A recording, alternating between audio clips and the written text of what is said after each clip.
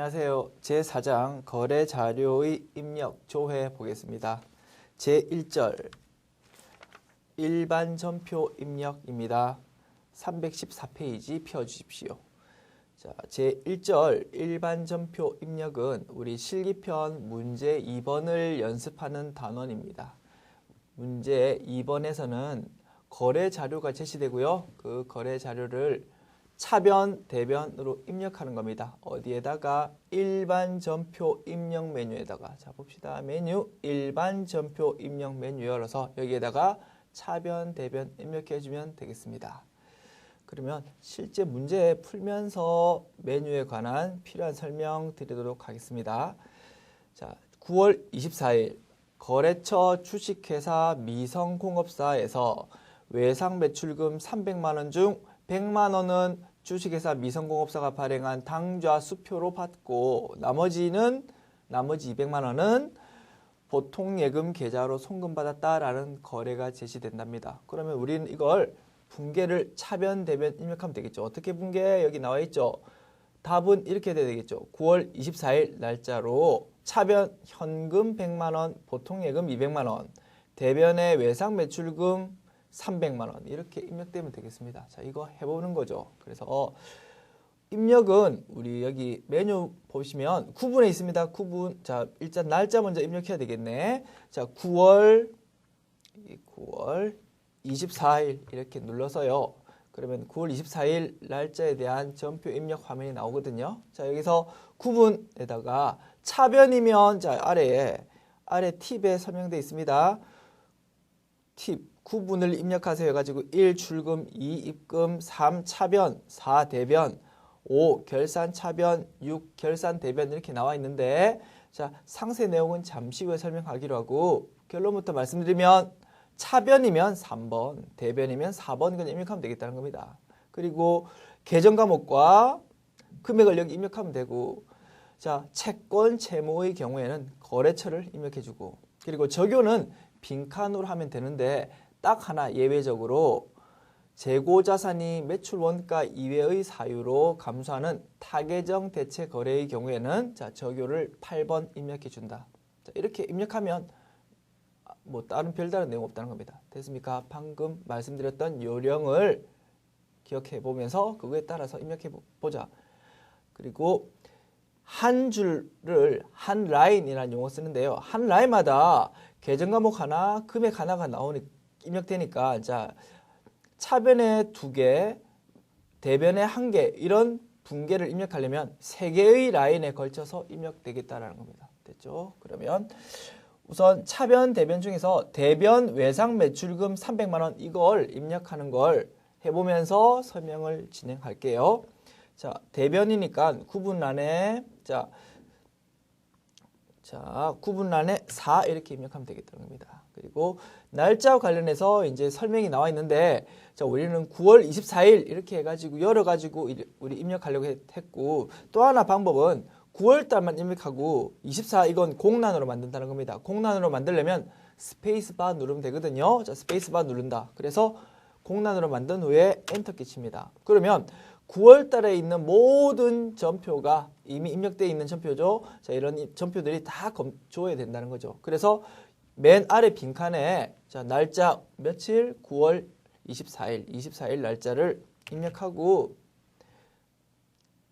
여기 이제 이 커서 위치된 쪽부터 이렇게 쭉쭉 입력해도 되겠다는 거죠. 그리고 입력을 하고 나면 배열이 일자 배열로 쭉쭉 배열되니까 24일이니까 25일 위에 그죠?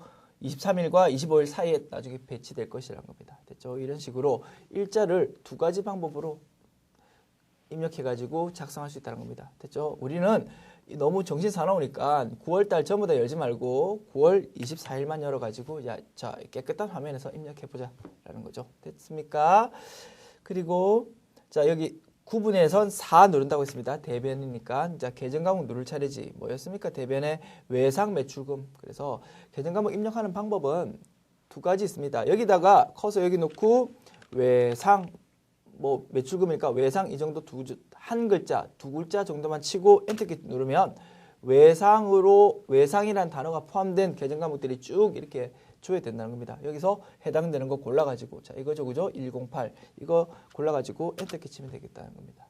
또는 어떻게 24일을 세로 열면 되겠다. 자 이렇게 열어가지고 자 9분 4 해가지고 야 빈칸이다. 빈칸인 상태에서 F2키 눌러서 F2키 누르면 바로 화면창 나오거든요. 화면창 나온 상태에서 여기서 외상, 매출금 이런 식으로 검색해도 되고 됐죠? 그래서 커서에다가 바로 단어 입력하는 방법 또는 커서를 여기 대고 F2키 눌러가지고 조회창 띄워서 여기 조회창에서 이렇게 제목을 입력하는 방법 두 가지 방법이 있겠네요. 됐죠? 어떤 방법이든 편하신 방법대로 찾아보시면 되겠고 저는 여기서 바로 입력하는 방법을 채택하도록 하겠습니다. 여기서 외상, 매출금 이렇게 바로 입력한 후에 엔터키 눌러서 화면창 이 상태에서 여기 확인 눌러서 입력할게요. 그리고 외상 매출금은 채권이니까 미성공업사라는 거래처 관리해 주어야 되겠다는 겁니다. 그래서 미성 마찬가지 거래처 입력 방법도 커서를 여기 두고 커서 안에서 미성이라고 단어 친 후에 엔터키 눌러도 되고 아니면 커서를 여기 두고 자, 이 상태에서 F2키 눌러도 된다. 됐죠? 똑같다. 계정 과목이나 거래처 입력 조회해가지고 입력하는 방법은 똑같습니다. 됐죠? 자, 이 상태에서 그러면 저는 미성공업사 이렇게 찾아서 엔터키 치도록 하겠습니다. 자, 이렇게 입력하고 적요는 이 타계정 대체가 아니죠. 그러면 적요는 빈칸으로 두면 되겠다는 거죠. 그렇게 하고 대변이니까 대변 쪽에만 금액 넣을 수 있도록 활성화되거든요. 자, 이 상태에서 금액 얼마였습니까? 아까 300만 원이었죠. 자, 이렇게 입력하면 되겠다는 겁니다. 그렇죠? 이렇게 입력하고 자, 우리 책 내용 중심으로 부연 설명 이제 해보려고. 자, 315페이지에 있는 전표 번호라는 내용 이제 설명드려 보려고. 자, 전표 번호는 자동으로 부여가 되거든요.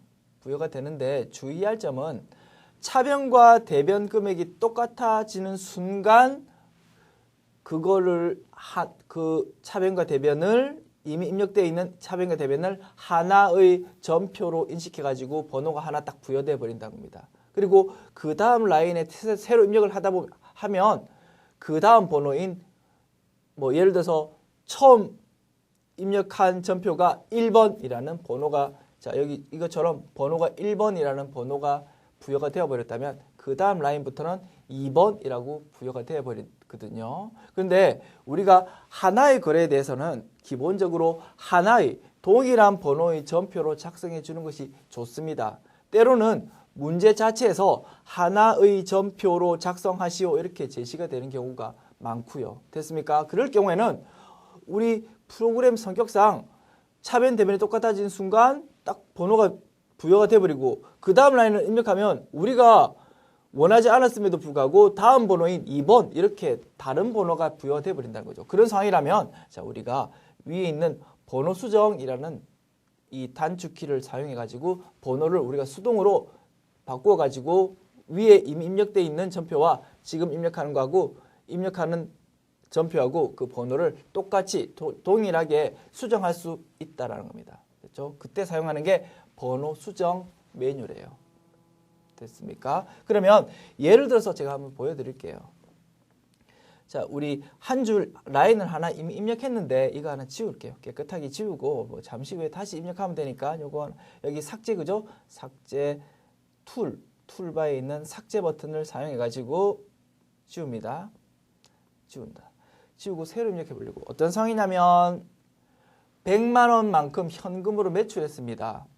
근데 10만 원만큼 운반비가 발생한 상황이래. 그냥 제가 예를 들었습니다. 그러면 자, 차변이니까 3번 하겠죠? 3번 구분에 3번 누르고 현금 100만 원. 100만 원. 자, 그리고 동그라미 6개는 000 이렇게 쳐도 되지만 플러스 키 눌러도 동그라미 3개 붙는다. 이거 제 2장 할 때 말씀드렸었는데요. 자, 우리 지금 한 번 더 반복해서 설명드립니다. 혹시 플러스 키 버튼 사용한다? 그러면 조금 더 편할 수 있다. 됐습니까? 저는 그냥 또 000 그냥 번거롭지만 그냥 눌러서 작업하도록 하겠습니다. 자, 차변의 현금 100만 원 그리고 대변의 매출인데 매출도 여러 가지 매출이 뜨거든요. 상품 매출도 있을 것이고 제품 매출도 있을 것이다. 그냥 저는 제품 매출을 그냥 선택할게요. 자, 제품 매출이다. 100만 원. 이렇게 되었는데 10만 원만큼 운반비 발생했대. 운반비 뭡니까? 비용이지. 그러면 3번 해가지고 운반비. 자, 운반비 여러 개 뜨는데 판매 관리비에 해당하는 800번대 선택한답니다. 그러면 800번대 이렇게 입력한다는 거죠. 얼마? 10만 원. 됐습니까? 이렇게 입력하고 이게 현금으로 나갔대요. 그러면 대변 현금 10만 원 이렇게 입력한다. 그러면 이렇게 이제 하나의 점표를 만들고 싶은데 번호가 어떻게 되어 있습니까? 이건 2. 그다음 운반비에 관한 건 3 이렇게 부여되어 있다는 거죠. 그러나 이걸 하나로 만들고 싶다는 거죠. 그럼 어떻게? 이걸 체크 표시 해놓고 이거에 대해서 번호 수정 누른다는 겁니다. 그러면 번호 수정이라는 마크가 뜨죠. 그러면 수정할 수 있는 상황이다 이런 거죠. 그러면 이걸 2 이렇게 고치고 이걸 2 이렇게 고친다는 거죠. 그리고 번호 수정 이거 이 상태에서 닫아도 됩니다. 닫아도 되는데 번호 수정 이걸 번호 수정 버튼을 한 번 더 누르면 이게 이제 정상 화면으로 다시 되돌아온다는 겁니다. 그러면 내가 원하는 대로 위에 2개 라인과 아래 2개 라인을 같은 하나의 점표로 만들었다는 거죠. 그러면 아래쪽에 화면 하단에 점표 내용을 우리가 볼 수 있거든요. 원하는 대로 하나의 점표가 되었구나. 됐죠? 이렇게 고칠 수 있다. 그리고 왼쪽에 현금 100만 원, 오른쪽에 현금 10만 원 있으니까 왼쪽에 90만 원으로 고칠 수도 있겠다는 겁니다. 됐습니까? 그렇게 한번 고쳐보려고. 그렇게 고치려면 어떤 기능 사용할 수 있냐면 또 이런 기능도 사용할 수 있대요. 자, 제가 새로 한번 입력해 볼게요. 어떻게 하냐면 자, 차변에 현금 100만 원 그리고 대변에 매출 제품 매출이라고 하기로 했죠. 제품 매출 100만 원 이렇게 되어 있는 상황에서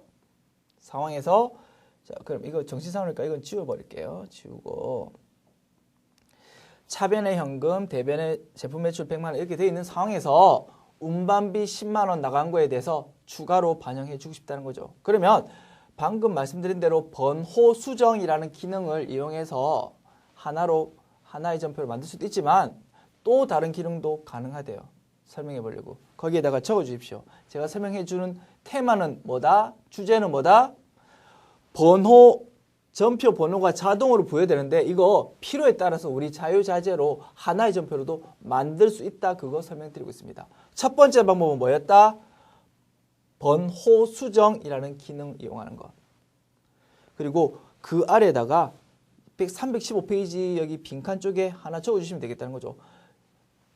점표 번호를 자유자재로 조정하기 위해서 첫 번째 할 수 있는 방법은 번호 수정.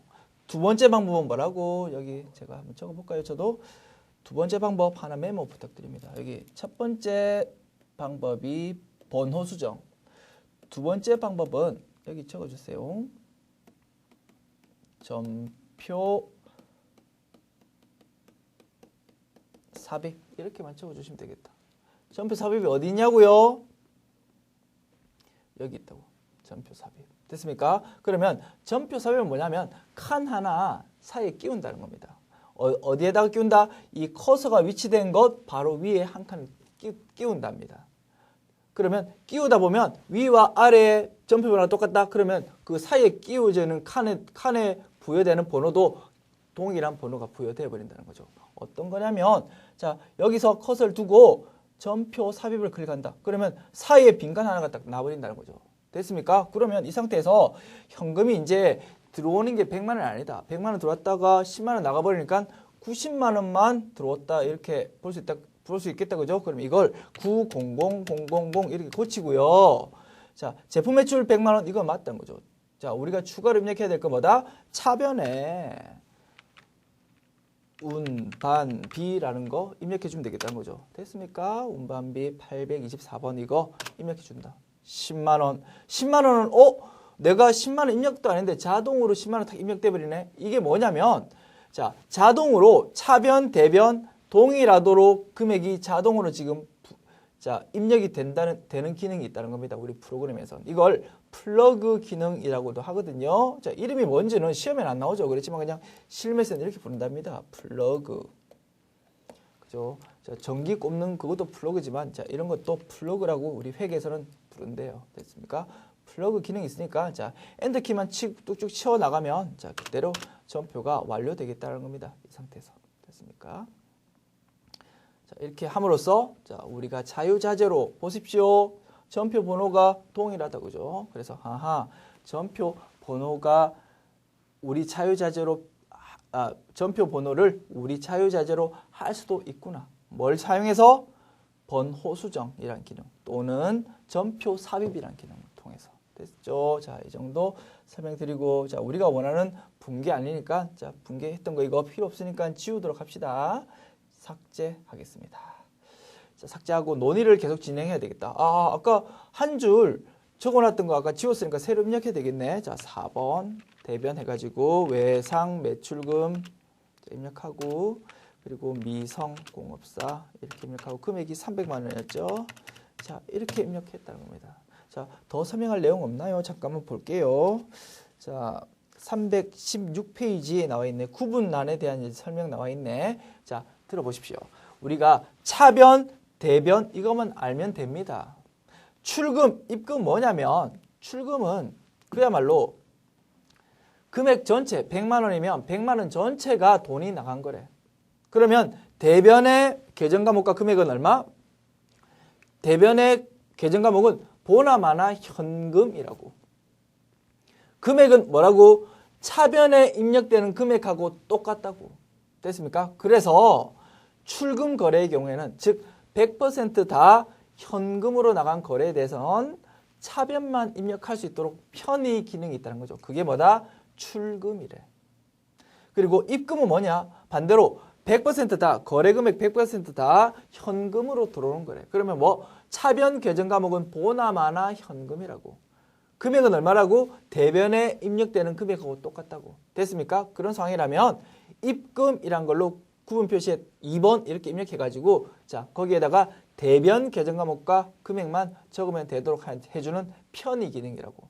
편의 기능이라고. 편하게 사용하려고 있는 기능이다. 우리는 이거 오히려 헷갈릴 수 있거든요. 막 출금할까, 입금할까, 차변, 대변할까 정신 사나울 수 있다. 그냥 깨끗하게 3번, 4번만 쓰기로 합시다.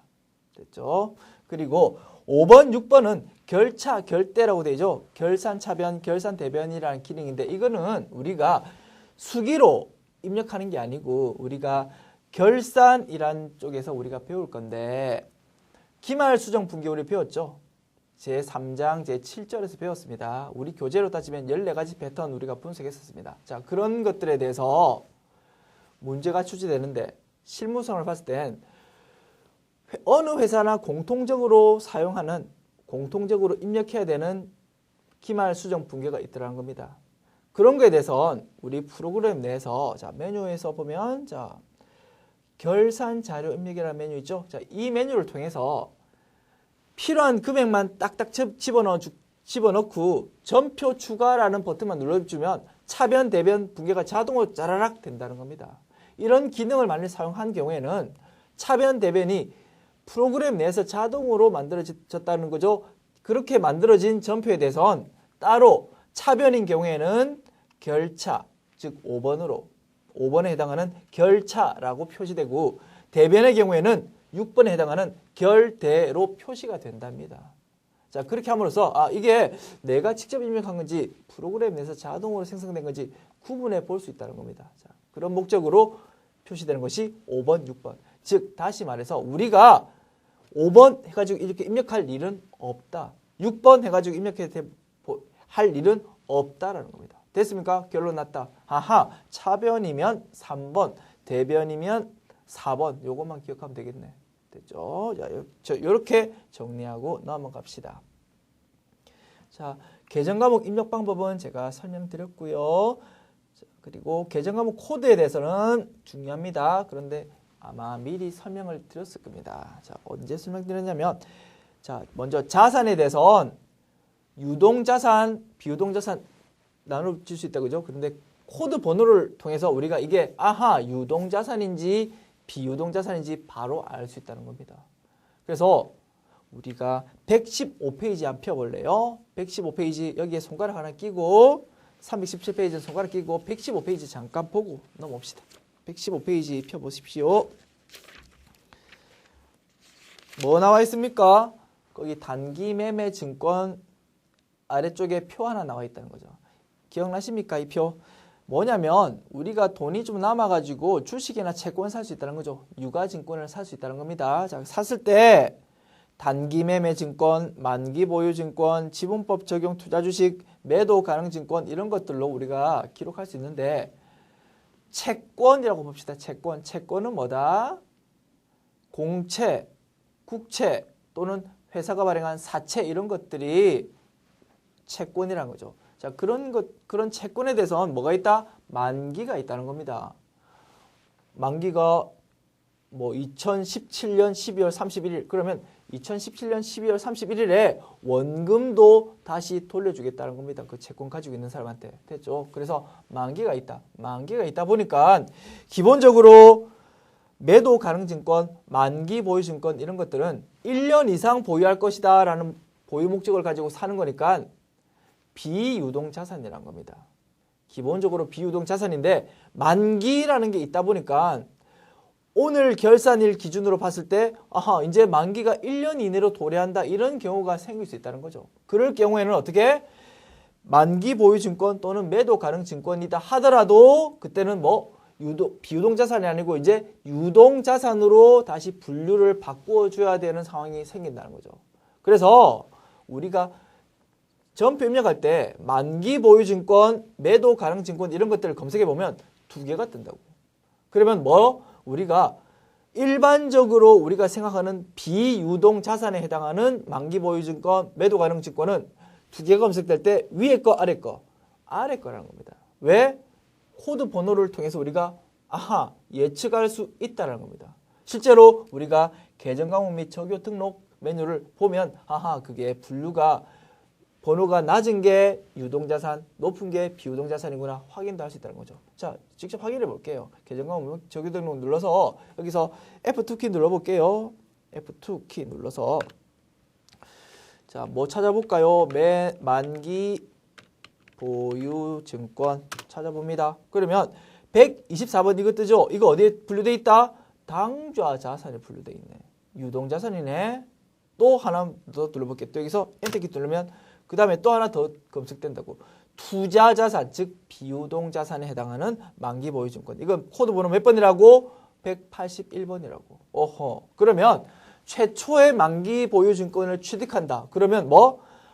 처음에 봤던 124번 그거 120 몇 번이었습니까? 하여튼 120 몇 번 그거 말고 181번 이걸로 입력해야 되겠다는 겁니다. 됐죠? 마찬가지로 만기 보유 증권 말고 매도 가능 증권 찾아봐도 마찬가지다. 자, 매도 가능 증권 평가액 이런 거 아니니까 넘어가고 자, 매도 가능 증권에서 123번 하나 뜨죠? 이거 어디에 해당한다? 자, 커서 올려보면 어디에 해당하는지 당좌 자산에 해당한다는 걸 알 수 있다. 이거 유동 자산에 해당하는 거라고. 자, 이건 일반적으로 우리가 말하는 매도 가능 증권이 아니라는 거죠. 이거는 뭐 하하 결산일 기준으로 만기가 1년 이하로 남게 되는 상황에서만 사용되는 계정 과목 코드다. 그래서 이거 아니고 자, 엔터키 한번 더 눌러보면 178번 나온다는 거죠. 이거 어디에 속한다? 투자 자산에 속한다. 즉 비유동 자산이다. 그러면 처음에 취득할 때 매도 가능 증권을 입력해야 된다. 그러면 178번 이거를 입력해야 되겠다라는 겁니다. 됐죠? 자, 이렇게 정리해 주시고 자, 부채에 대해서도 만일에 동일한 계정 과목이 두 개 뜬다. 방금 말씀드렸던 로직으로. 됐죠? 그게 유동부채인지 비유동부채인지 구분해 가지고 적절한, 적합한, 맞는 정확한 계정 코드를 입력해 줘야 되겠다. 됐습니까? 그리고 비용에 대해서는 여러 번 말씀드렸는데 다시 한번 정리해 드린다. 동일한 비용 계정 과목에 대해서 검색을 했을 때 여러 개 검색된다는 거죠. 그래서 우리는 어떻게 정리하면 되겠다? 이게 제조 관련이다. 그러면 500번대. 제조 관련 아니다. 그러면 800번대. 판매 관리비. 됐습니까? 이렇게 정리하면 되겠다. 딱 하나 예외가 있었다. 뭐였다? 단기 매매 증권 취득할 때 생기는 수수료 비용인 경우에만 900번대 영업외 비용으로 처리해 주면 되겠다. 됐습니까? 이렇게 정리해 주면 되겠네요.